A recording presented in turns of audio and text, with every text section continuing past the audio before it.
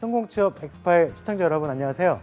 오늘은 경험 분석에 대해서 배우실 텐데 확실하게 경험에 대해서 알아가셨으면 좋겠습니다.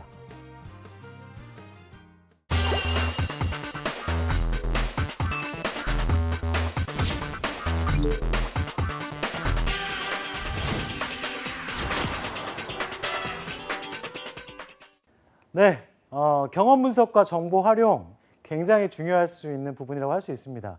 분명히 경험을 많이 쌓으셨을 텐데요. 그 경험들을 어떻게 활용할 것인지 이것도 중요할 수 있고 또 나는 어디서 경험을 쌓아야 되나 이런 고민이 되실 때 어디서 경험을 쌓아야 되는지에 대한 정보를 활용하시는 것도 중요할 수 있습니다. 그래서 오늘 앞에 계신 시청자분들께서는 이 경험과 그다음에 정보 이 두 가지를 다 얻어가실 수 있으니까요. 경청해서 들어주시기 바랍니다. 그러면 이 경험 분석 왜 필요한가? 경험은 어찌됐건 좋은 역량을 보여주기 위함이라고 할 수 있습니다. 그런데 가끔 이런 얘기를 하세요. 제가 가진 경험이 직무와 연관성이 있는가 없는가. 직무와 연관성이 있다 없다는 사실은 직무 경험이 있을 때만 좀 플러스가 되는 거고요. 그게 아니라면 일반적인 직무 역량에서 직무라는 단어를 빼고 역량이란 단어로 좀 표현을 해야 될 것 같습니다. 그러면 이런 경험들을 어떻게 정리하고 이런 경험들을 정리해서 어떻게 역량으로 발휘할 수 있는지 이 부분에 대해 설명을 드릴 테니까요. 특히 이제 화면에 제가 말씀을 드릴 때 표 같은 게 나올 거예요. 그 표를 잘 보시고 직접 한 번씩은 작성해 보시는 것도 중요할 것 같습니다. 그래서 오늘 첫 번째 경험 분석과 정보 활용 잘 들어주셨으면 좋겠습니다. 일단 취업을 함에 있어서 어떤 준비 단계를 거치시나요? 준비 단계에 있어서 여러 가지 방향을 제시해 주시는 선생님들이 많이 계신데요. 제가 제시해 드리고 싶은 거는 일단 자소서나 이력서 그리고 또 면접을 준비하기 전에 세 가지를 먼저 준비하자입니다. 그중에 첫 번째 1단계가요. 경험 분석입니다. 아마 아직 취업 준비를 하지 않고 진로에 대한 방향이라든지 이런 걸 걱정하시거나 고민하시는 분들이라면 경험 분석이 아니라 아마 진로 분석, 자기 분석이 되겠죠. 그런데 경험 분석은 취업에 앞서서 내가 가지고 있는 경험들을 정리해서 이 정리된 경험들이 어떻게 역량으로 발휘될 수 있을지에 대한 고민을 한번 해보는 단계라고 할 수 있습니다. 그리고 두 번째 단계에서는요. 직무 분석 단계입니다. 아마 시청을 하셨던 여러 분들께서는 시청자께서는 분명히 아실 거예요. 직무 분석에 대한 강의들이 많이 있었으니까요. 그 강의를 들으시면서 좀 더 세부적으로 어떻게 분석하는지 분석하는 방법은 또 뭐가 있는지 이런 것들 알아가셨을 텐데 분석할 때 어떤 사이트를 활용하면 좋은지 이런 부분도 필요할 수 있을 것 같습니다. 그리고 세 번째 단계는요. 기업 분석과 산업 분석인데요.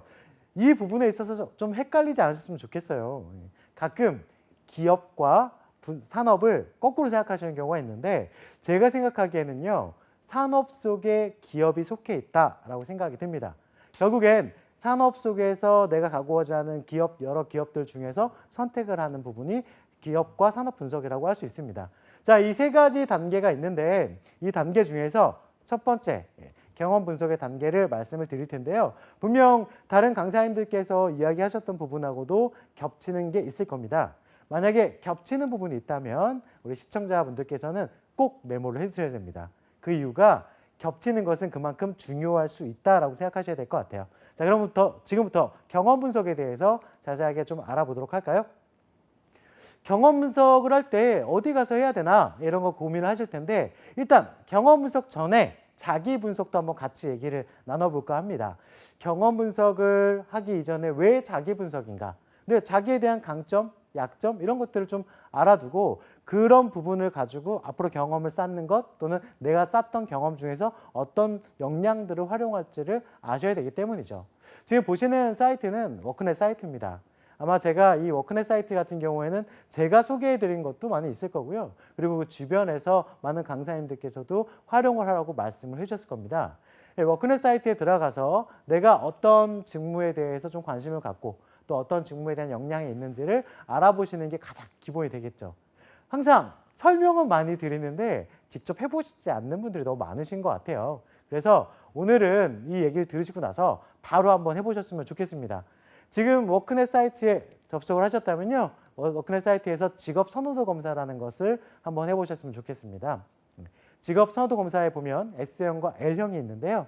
L형은 좀 환경적인 요소까지도 분석을 하다 보니까 조금 더 자세하게 나와 있습니다. 그래서 요 두 가지를 한번 테스트를 한번 해보시고요. 시간이 없으실 때는 S형, 시간이 좀 있으시면 L형을 해보시고 내가 어떤 역량을 가지고 있는지, 그다음에 내가 나가고자 하는 나와 또 연관성이 있는 직업군은 어떤 게 있는지 이런 것들 한 번씩 체크해 보시는 게 중요할 것 같습니다. 분명 이렇게 하라고 이야기해 주신 강사님도 굉장히 많으실 거예요. 많으신데 안 하시기 때문에 자꾸 말씀드리지 않을까 생각이고요. 중요한 만큼 직접 한번 해보시기 바랍니다. 근데 이거 하시다 보면요. 아, 재미가 없어. 이게 무슨 내용이지? 이렇게 생각하실 수도 있는데 그러면 이번에는 조금 더 재미있는 부분으로 한번 가보도록 할까요? 혹시 다중지능 테스트라고 들어보셨나요? 다중지능 테스트가 어떤 거냐면 내가 가지고 있는 지능 중에서 내가 잘 활용할 수 있고 또 좀 다른 영역에 비해서 좀 뛰어난 기능들을 테스트하는 부분이라고 할 수 있습니다. 지금 만약 시청하시고 있는 게 TV라면요. 또는 노트북이라면 지금 당장 핸드폰을 한번 꺼내 보시겠어요? 또는 시청을 하고 계신 게 TV라면 노트북을 한번 열어보시고 앞에 보시는 사이트에 한번 들어가 보시기 바랍니다.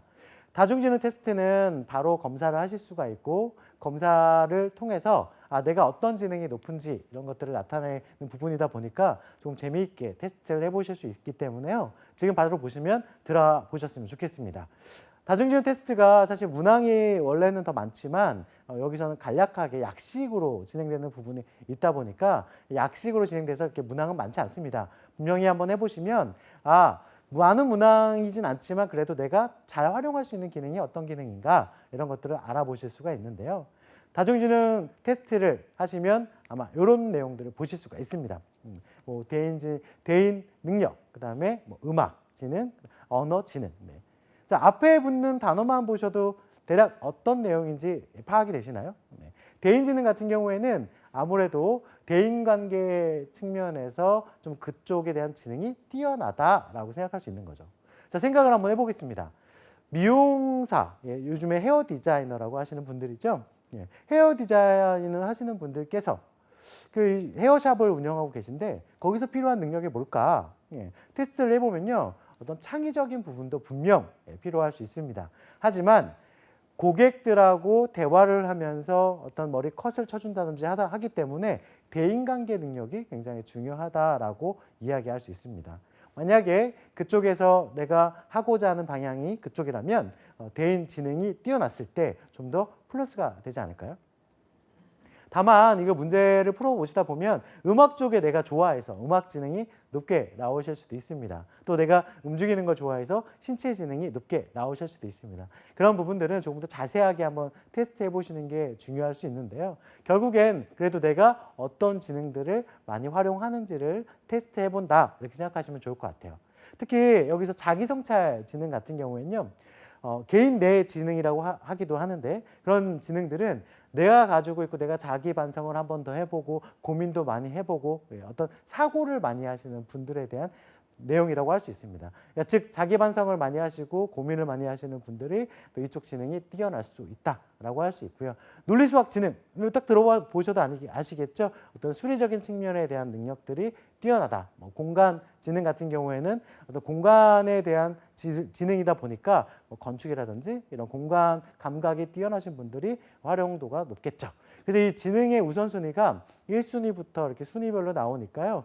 한번 테스트를 해보시고 내가 이쪽 지능에 잘 맞는구나. 그러면 이쪽 지능에 갈 수 있는 직업군들은 어디인지 한번 파악해 보시는 것도 좋을 것 같습니다. 이것까지 했는데 아직 나는 잘 모르겠어 라고 하실 수도 있는데요. 그러면 제가 한 가지를 또 자기 분석할 수 있는 거 추천을 드릴까 합니다. 애니어그램이라는 얘기는 많이 들어보셨을 것 같아요.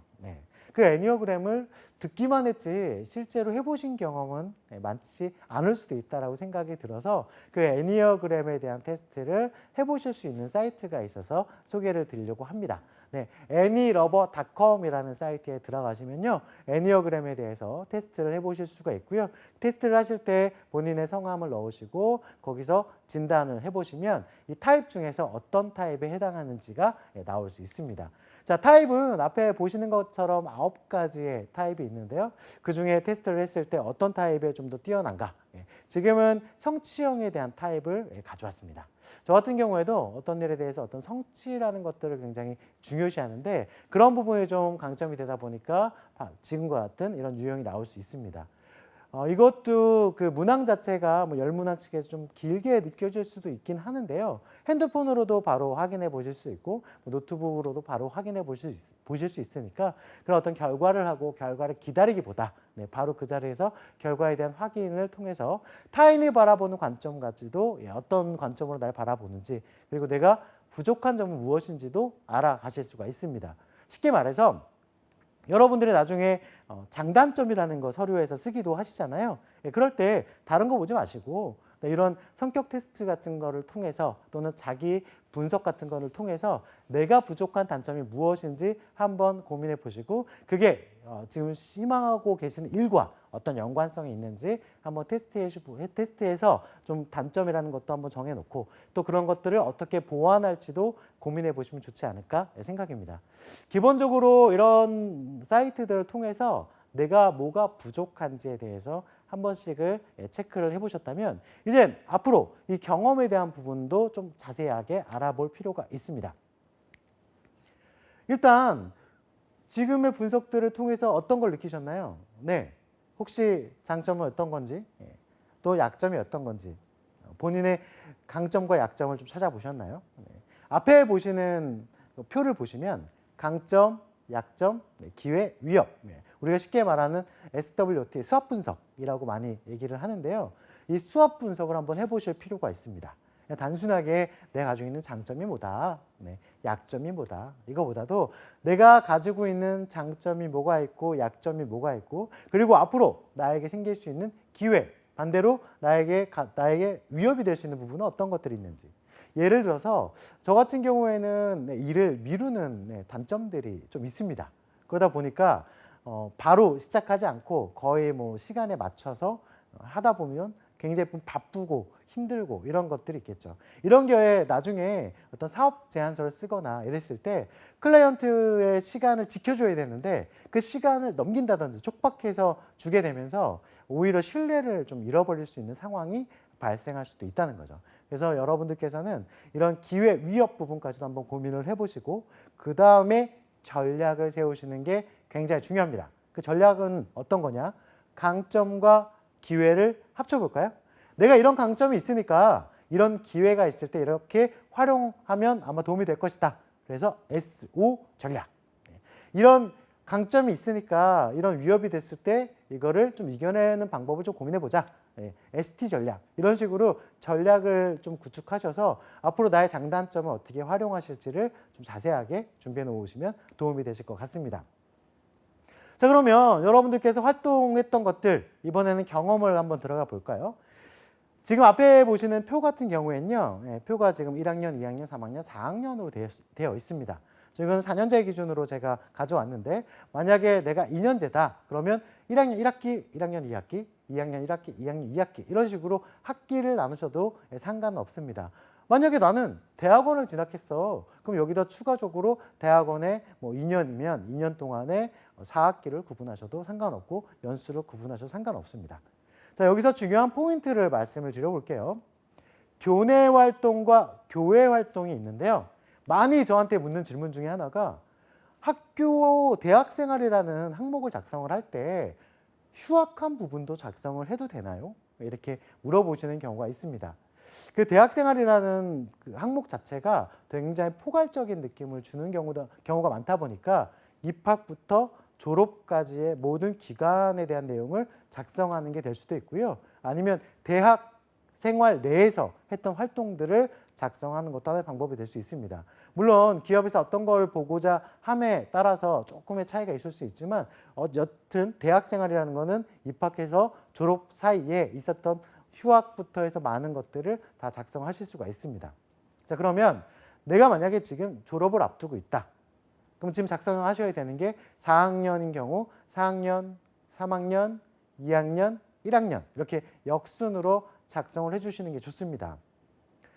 보시는 표에는 단어로 되어 있죠. 왜 먼저 단어로 작성을 하냐면 처음부터 어떤 문장으로 작성하시기에는 너무 힘드실 거예요. 왜냐? 그 문장으로 작성하다 보니까 이 경험이 이렇게 쓰는 게 맞나? 또는 그 경험에 대한 생각들이 잘 나지도 않을 뿐더러 그걸 다시 스토리로 쓰려고 그러면 힘들 수밖에 없습니다. 그래서 처음에 1단계는요. 지금 앞에 보시는 것처럼 단어로 써보면 어떨까 생각이에요.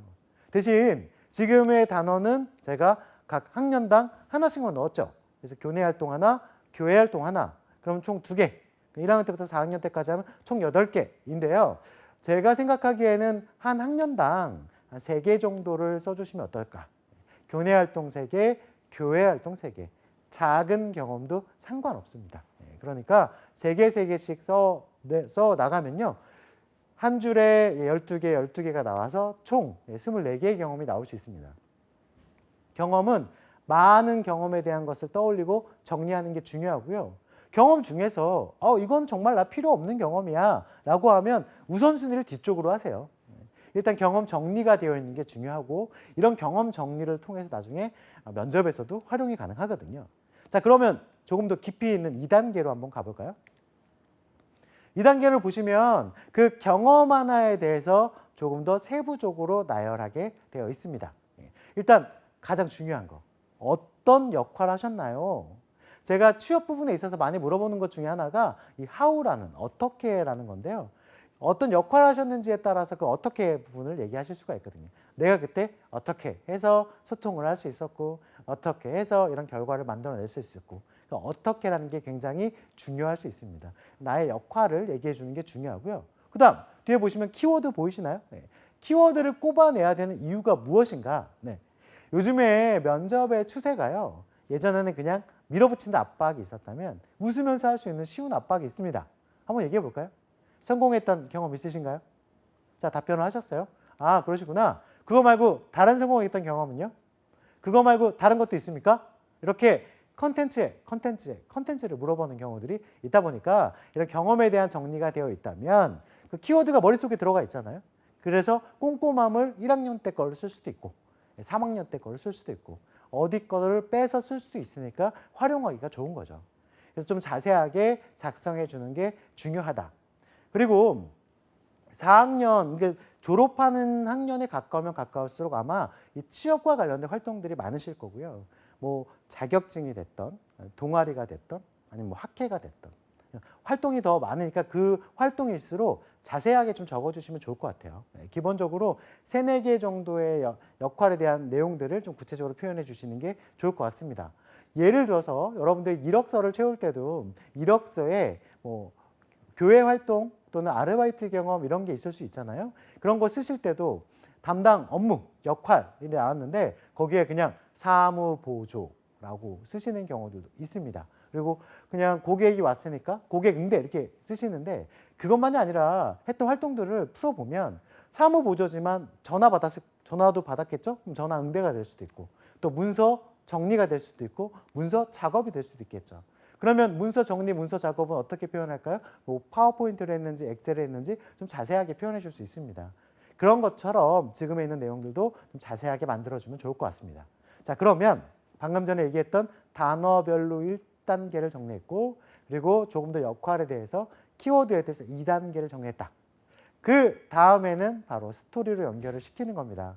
스토리는 제가 따로 여러분들께 뭐 샘플을 보여드리지 않는 이유는 이것까지만 정리하셔도 충분히 여러분들이 스토리를 뽑아내실 수 있고 그 스토리를 가지고 자기소개서나 면접 때 활용하실 수 있기 때문에 뭐 별도로 샘플을 보여드리지 않을 겁니다. 대신에 지금 이 2번째 표까지는 무조건 한번 작성을 해보시고요. 자, 이런 경험들 중에서 나중에 내 직무와 또 희망하는 기업과 연관성을 어떻게 가질지를 한번 고민해 보시는 것도 중요할 것 같습니다.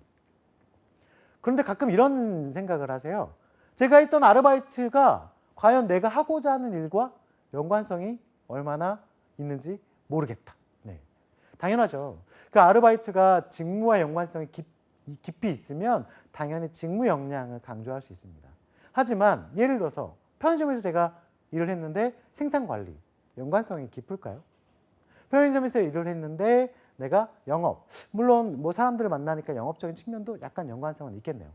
그렇지만 그 깊이 있게 영업 활동을 한 게 아니기 때문에 직무에 대한 측면으로 설명하기는 어렵습니다.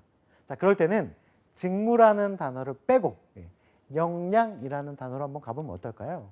자, 그러면 아르바이트에서 나올 수 있는 경험이 몇 개가 있을까? 첫 번째 한번 볼까요? 아르바이트에서 첫 번째 이런 게 나오지 않을까 생각입니다. 분명히 뭐 편의점에서 일을 하시거나 아니면 뭐 카페에서 일을 하시거나 다른 쪽에서 일을 하신다 하더라도 첫 번째로 내가 일을 뭔가 좀 빨리빨리 하고 또 일을 잘하기 위해서 제일 많이 고민하는 거 맞습니다. 네, 바로 효율성이라고 할 수 있겠죠. 내가 문서 정리를 조금 더 빨리 하기 위해서 이렇게 해보면 어떨까 이런 것들에 대한 고민. 편의점에서 진열을 좀 더 빨리 해보기 위해서 이렇게 해보면 어떨까. 편의점에서 뭐 포스를 한번 잘 눌러보기 위해서 이렇게 해보면 어떨까. 자, 이런 효율성이라는 게 나올 수 있는데 이 효율성은요. 다른 직무에 당연히 필요합니다. 즉 어떠한 직무에도 효율성은 다 필요로 하겠죠. 그래서 효율성과 한번 연결을 시켜보면 제가 편의점에서 일을 할 때 이런 부분에 대해서 효율성을 발휘했던 경험이 있고요. 이 경험에 대해서 구체적으로 이런 사례가 있고 이런 사례를 바탕으로 이런 결과가 있습니다.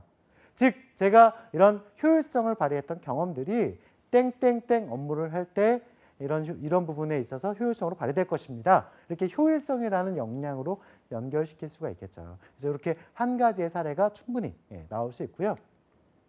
두 번째는 우리가 만나는 고객에 대한 사례가 나올 수 있겠죠. 고객에게 칭찬을 받았다.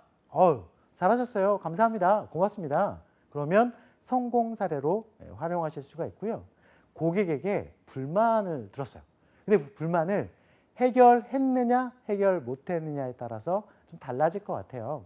만약에 해결했다면 문제 해결 능력, 상황 대처 능력으로 보여주실 수가 있고요. 해결하지 못했다라고 한다면 실패 사례가 될 수가 있겠죠. 자, 문제를 해결했습니다. 그러면 그 해결했을 때 상황에 대한 것들, 문제에 대한 상황에 대한 것들을 잘 설명하신다면 이 지원자가 그런 비슷한 상황이 왔을 때 충분히 문제를 해결해낼 수 있구나라고 판단할 수 있으니까요. 그 문제 해결, 상황 대처에서 대처했던 본인의 역량을 잘 보여주시는 게 굉장히 중요할 수 있습니다.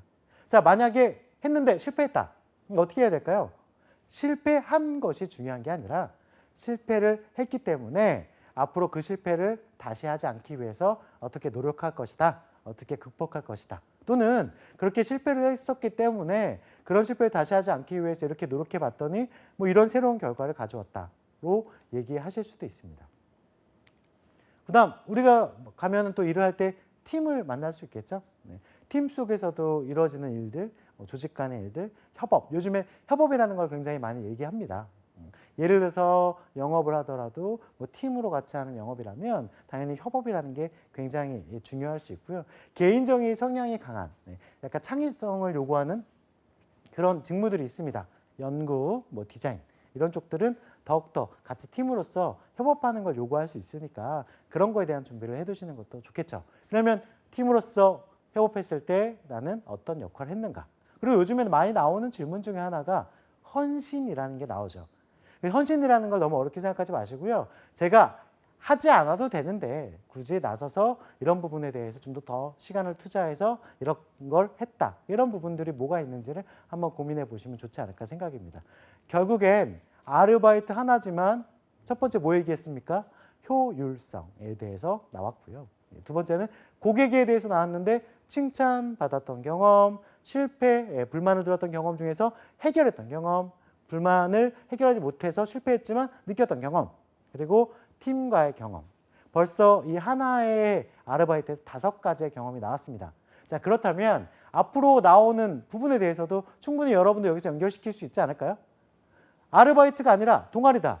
동아리에서 동아리원들하고 활성화시키기 위해서 노력했던 경험도 있을 수가 있고 이렇게 아르바이트가 아니어도 충분히 이렇게 단계를 구분하면 여러분들의 경험치가 높아질 수 있다는 점을 활용하셨으면 좋겠습니다. 결국엔 직무 역량으로 연결시키면 가장 베스트가 되겠지만 직무와 연관성이 없다면 역량이라는 단어로 연결시켜 줬으면 좋겠습니다. 자, 그래서 역량을 키우시는 것, 즉 이게 대외적인 활동도 될 수가 있고 교내 활동도 될 수가 있으니까요. 키운 것들에 대한 정리를 잘 해놓는 게 필요할 수 있겠죠. 자, 그런데 저는 뭘 어디서 키워야 되나요? 예. 봉사활동 같은 경우에는 지금 보시는 사이트가 좀 큰 해외 봉사도 하고 또 대외적인 활동들을 많이 하니까 한 번씩은 또 들어가서 어떤 봉사활동들이 있는지 체크해 보시는 것도 하나의 방법이 될 수 있고요. 그다음 직접적으로 내가 좀 관심 있는 분야에 대한 봉사활동, 회사에 대한 관심이 있어서 하는 SK 써니 같은 경우에도 있고요. 그다음 집 지어주는 봉사, 나는 집 지어주는 게 관심이 있어. 헤비타투라는 사이트도 있고요. 재능 기부를 봉사하는 것, 재능 기부 봉사단이라는 사이트도 있습니다. 여기서 하나 좀 알아두셨으면 좋겠는데요. 재능을 기부할 때 교육 봉사로만 기부하지 마시고요.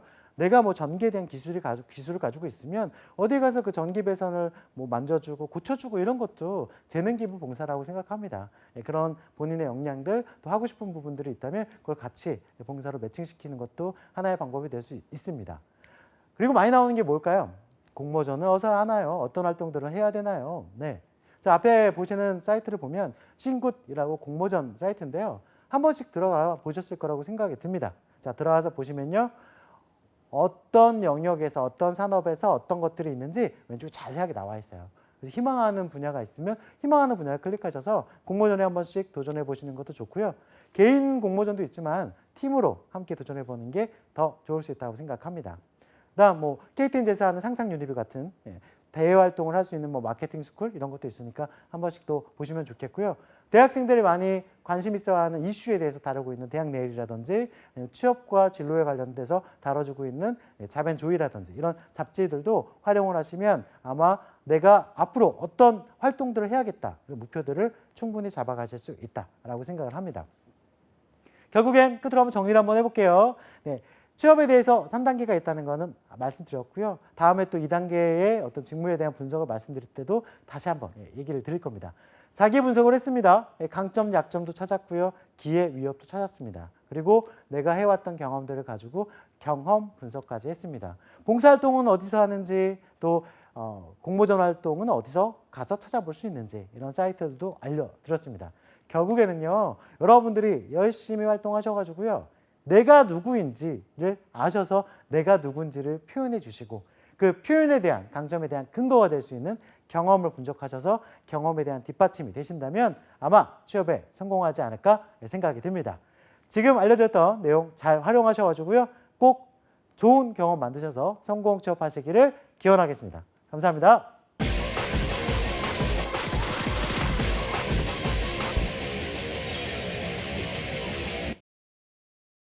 경험에 대한 내용 잘 보셨죠? 네, 꼭 활용하셔가지고요. 당장 경험 분석 만드시고 꼭 성공 취업하시기 바랍니다. 화이팅!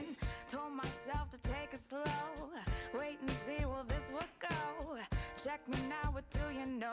I'm head first.